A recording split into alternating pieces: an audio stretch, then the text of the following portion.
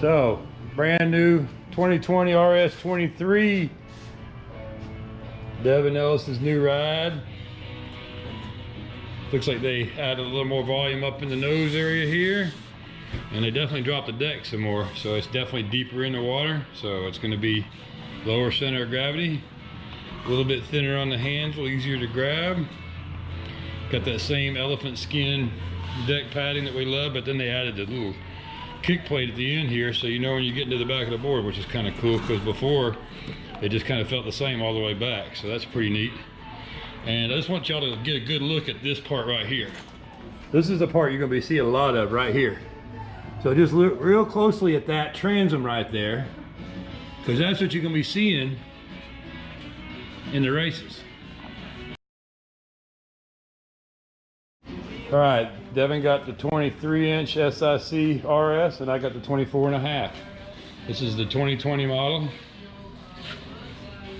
And looks like they have a little more volume up front, but they dug the cockpit in a little deeper. So I got about 3 inches of drop there, more or less. And made a little bit thinner handle. They left that same deck configuration that I like. You know, you're not always racing your board. Sometimes you're taking it on a cross bay journey for 20 miles or more, and you want to bring some water bottles or a pack or something. And of course, it's got the double race handles like last year's models and everything. Moving on towards the back, they added a kick pad this year so that you know when you're getting back to the back of the board. That way you don't get too far back, or you'll have a good landmark to know what you're hitting when you go to turn the board.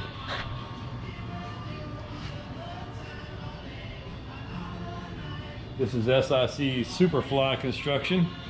That's their carbon and Negra, but it's also made in a new factory now. They moved over to the Vietnamese factory, which is the one that Jimmy Lewis has been using for years and years.